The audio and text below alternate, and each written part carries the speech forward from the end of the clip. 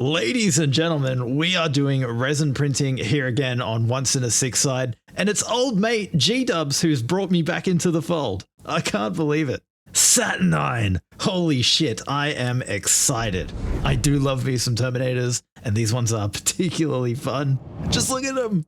So, can we print it before GW ship it? I think so. But rather than try and do the whole box here in this video, let's just tackle the Terminators today. And if enough of you subscribe right now and like the video and drop a comment telling me which unit to print next, then maybe, just maybe, we can turn this into a little mini-series here. I had my microphone pointing in the wrong direction. This production's going to be a little bit of a mess compared to what you're used to here on this channel if you're a returning viewer. My main camera is out of action and I'm waiting on a repair. So unfortunately, I'm forced to record this one on my phone and an action camera. But maybe it works. You let me know. Now, I did not have to look very hard at all to find some pretty damn cool Saturnine Terminator sculpts. So these are the ones I'm going to be printing today. And I did speak to the creator beforehand to see what level of, publicity they're okay with. And all I can say is that you will find these files on the purple site. And they're not hard to find at all. You'll find them in 2 seconds. And if they're gone, well, shit.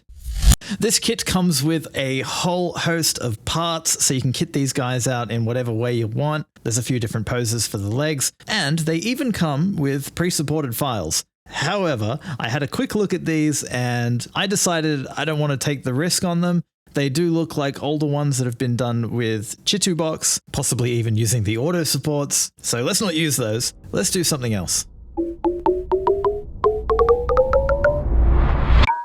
There are these resin 3D printers by this company called Hey Gears, and they get a lot of love on YouTube for being like the best resin 3D printers. And they are good, they're built quite well. But here's what a lot of people don't realize about Hey Gears 3D printers. You don't actually have to buy one and use one to get the Hey Gears 3D printing experience. Because the magic of their ecosystem isn't actually in the hardware, it's in the software, specifically their slicer Blueprint Studio, which anyone can go and download for free. And it's the auto support engine within this slicer that is just really, really good. Now, it is still auto support, so it's not perfect, and we'll get into that in a little bit. But for now, I want you to just appreciate like how simple this is. I drag in all of the models. I spend a couple of moments choosing some different orientations for a couple of the parts, depending on the geometry and where I want the support placement to be. For example, like the sword, I wouldn't want to put it on its side so that one of the faces gets absolutely peppered with supports. I would orient it so it points upwards and all the supports will be hopefully hidden away underneath. And then once I've done that, I just click on the support tab up the top, click on the auto support button on the left. If you want to, you can come into advanced settings and just change the contact shape from sphere to none. Some people prefer sphere, I like none, and then just hit generate. And in a couple of moments, this slicer populates all of the models with supports. And you'll see in a moment here how good these supports are. And then to use these supported files with any 3D printer at all you got to do is just come up to the top left here, click on this little button, come down to export selected models as, and then you can do them all together as like one big STL, and what I'm going to do is choose multiple STL files. And just like that, we have populated a directory on our hard drive with a bunch of pre-supported files that should work really, really well. So I'm going to start bringing these into Chitubox and slicing them up for my Anycubic Mono 2. Now, as you can see, this first print just turned out perfect. All of the parts are here, present on the build plate, and looking them over, I don't see any failures anywhere. So a really, really good start for the Hey Gears automatic supports.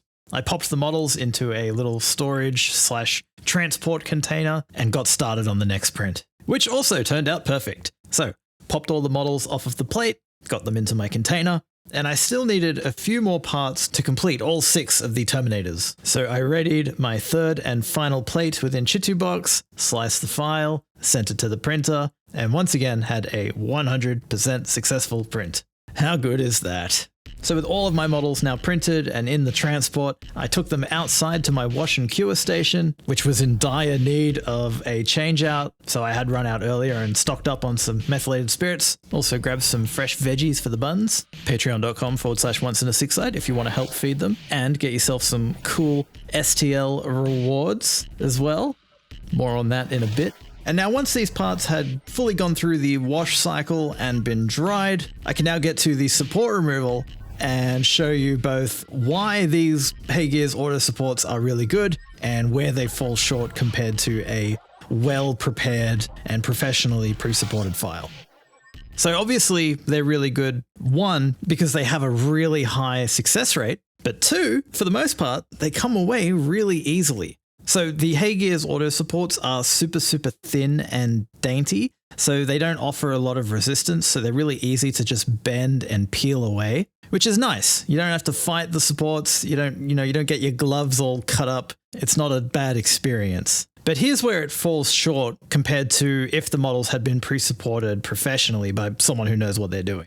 And the first thing is that there's a lot of tiny little supports that get generated, and they hide in every possible nook and cranny. So you have to spend a decent amount of time going through with, I like to use a toothpick. You could also use a scalpel or just any kind of small pokey, pointy thing that you can get in there into all those tight spaces and fish all of those little supports out. And then the other issue you're going to run into here with these supports is sometimes they are a little heavy-handed where you don't want them to be. And so you might find you have to go in with like a scalpel or some sandpaper, some sanding sticks, and just spend a few minutes doing a little bit of cleanup. For my dudes, there was some support scarring on the trim of the shoulder pads as well as on the torso armor that I had to clean up. But overall, the parts looked pretty great and I didn't have to do too much work here. However, there was a problem. And it wasn't to do with the auto supports, it was to do with the actual models themselves. And it's this kind of shit that made me just want to stop doing resin printing for 6 months. Like, I love resin printing. I'm a huge advocate for it. It's so fucking cool being able to 3D print our tabletop miniatures at home for, cents on the dollar. It's wonderful. Not to mention, like, the artistic celebration of all these. Now anyone can interpret our favorite IP in all these different cool ways and put their own unique spin and twist on it. And we get to have armies and warbands and kill teams of models that are so original and unique and cool compared to any other point in history. But resin 3D printing has a lot of fuckery to it. It just does. Whether you have a $200 machine or a $1,500 Hey Gears machine, the hardware and like physical practical side is exactly the same. It always sucks when you're resin 3D printing because you have to handle liquid resin. You're working with this toxic bullshit that always wants to get everywhere. You got to be vigilant. You got to be on top of it. You got to have good process. And even then, you got to make mistakes. And today, the mistake is not mine. Thank God. It's someone else's. It's the guy who sculpted these models. And I'm not hating. In fact, I'm actually grateful this happened because it's going to be a learning experience for all of us right after this ad break. Hey, you see all these awesome STL files here? If you come and join the Once in a Six Side membership this month, right now, you can have all of them. Just use the Patreon or Buy Me a Coffee links or the join button below this video and get signed up today. We have files from Arcane Whiskers, Sea Cohort, Fabricator's Lair, Goetia Miniatures, Houndhammer, Imp3D, Sion, Lucas with a C, Moid, Neoteric Miniatures, Super Prince, and Tractor Miniatures. So come get them. There's a lot. They're all really cool. And they're only available till the end of this month. What are we at? June.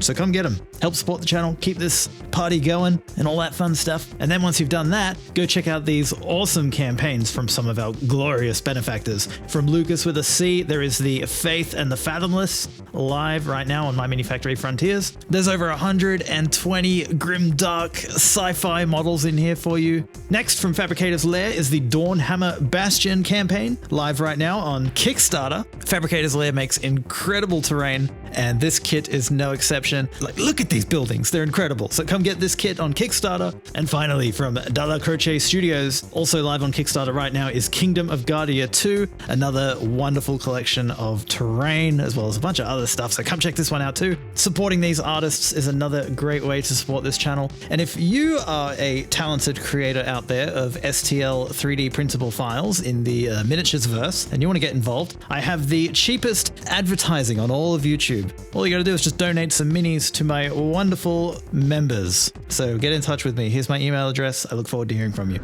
So while I was assembling these Terminators, a little bit of uncured liquid resin began to run out from behind some of their kneecaps. Now, in resin 3D printing, one of the things you got to watch out for is resin traps, which you can think of as liquid resin that is trapped inside the model and is unable to escape.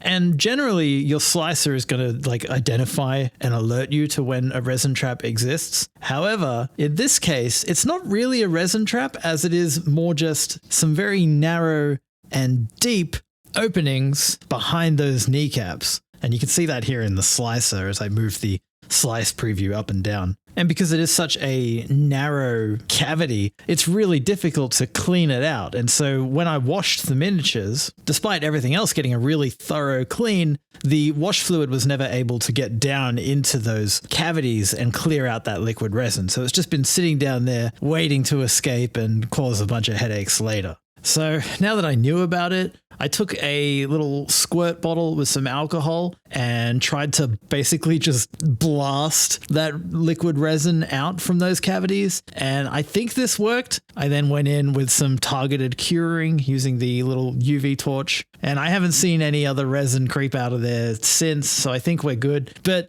can I just say, anyone who's selling 3D files, can you please check them in a slicer for this kind of stuff first? Make sure that there aren't any little cavities like this, because if parts of your models are really difficult for a washing machine to deal with, then everyone who prints them is going to basically have this same issue.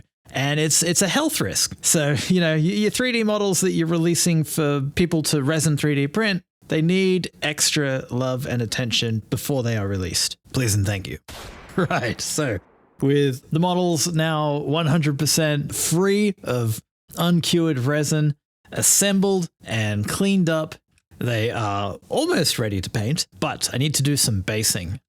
If you've ever visited my channel page, you'll have seen on the banner at the top, there's a little red Terminator with a flag with a freehand painted 3D printer on it, and the base that he's standing on has a bunch of little skulls on it. And I did these Terminators before I even made this channel, and I love the way they turned out. So I want to build upon that today, see if I can't recreate this style of base and paint scheme, but take it to another level.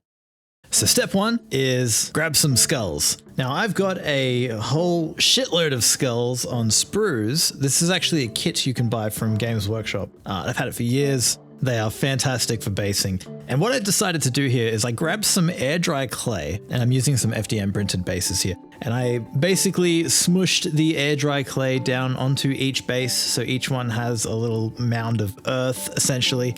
And then this, I could then press the skulls into. And so I went around and I did that for each model, and I actually ran out of skulls here. And the skull density per base is a bit lower than I'd hoped. I want it to feel more like, they're trudging through just a sea of skulls, like maybe they're on some demon world. So I think we're going to have to do some more 3D printing. And thankfully, I found a bunch of excellent skulls also on the Purple site, and these are all free. So I brought them all into Blueprint Studio. Some of them seem to be a different scale, so I just shrank them down to match the rest, ran the auto supports on everything, exported all the STLs, filled up a build plate, and sent it to the printer.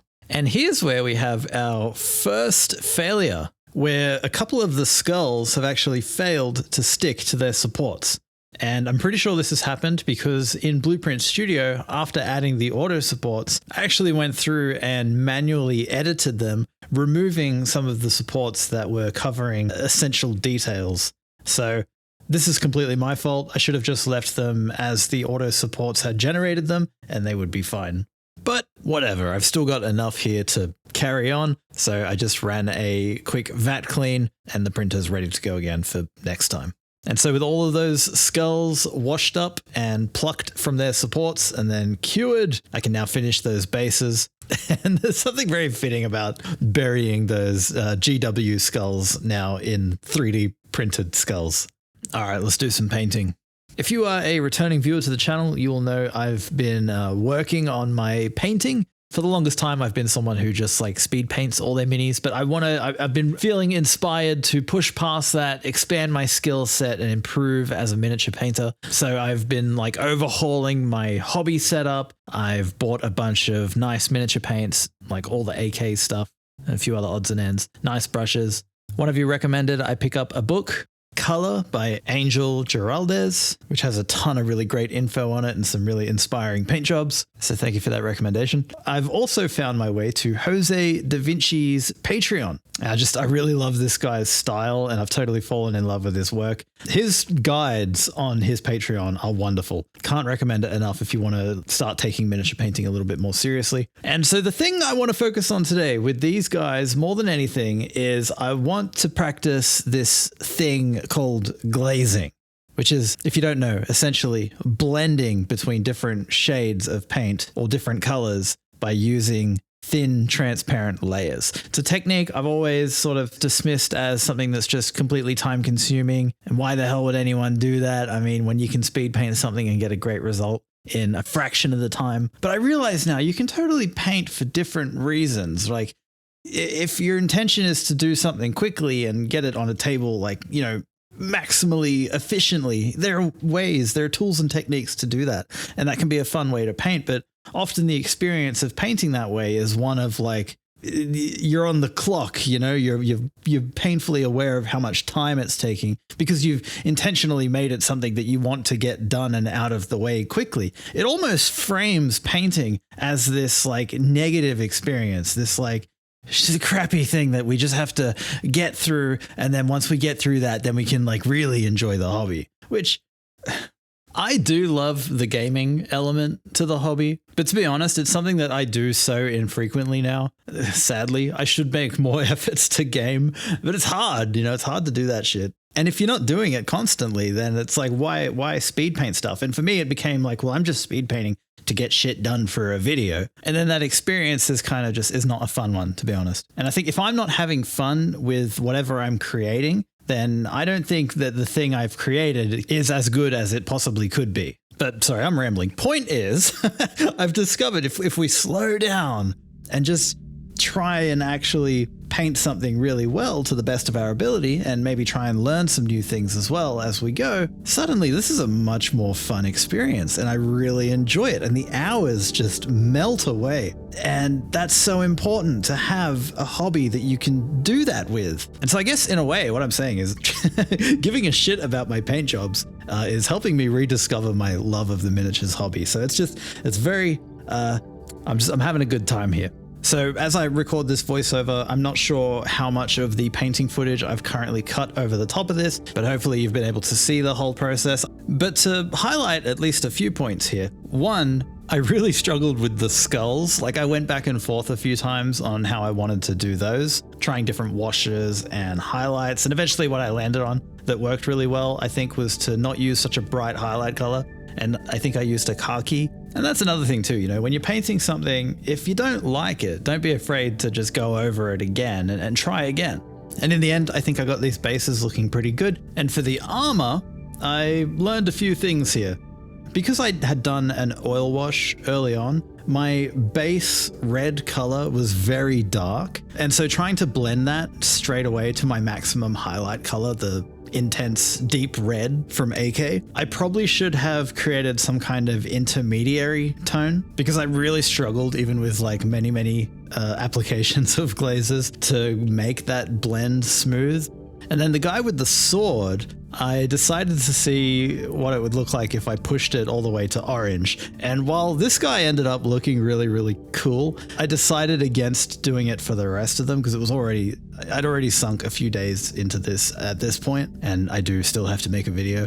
For the sword, I decided I would try the loaded brush technique, which is where you fill the body of the bristles with some paint, and then the very tippy tip, you put a different paint on it. And then you kind of like work it backwards and it creates a blend. And yeah, this kind of works, but my brush control is shit. So I ended up sort of just going back and forth over this many times until eventually, after some edge highlights, I got a result that I think looks pretty striking and pretty cool. Oh my god, and then there was the eyes. So the heads on these Terminators sit really far back in the torsos. And so I think it actually would have made a lot of sense, rather than glue them in at the beginning, to actually do some sub-assemblies here, because trying to paint these eyes was really, really difficult. And that's, it's already something that's kind of difficult. And I ended up having to go back and forth many, many times with these eyes until eventually I got them to somewhere I think looks pretty good. Something else I randomly decided to try here, and I don't think turned out super well. I'm going to have to go find a tutorial or something if I want to figure this component of painting out. But I tried doing some like battle damage to the armor, like some scratches, that kind of thing. And it kind of ended up just looking like I'd painted some sort of pattern onto the armor. It's not a bad look, but it's not really the look I was going for. And to finish them off, basically just some edge highlights in like a reddish orange, blacked out the rims and called them done.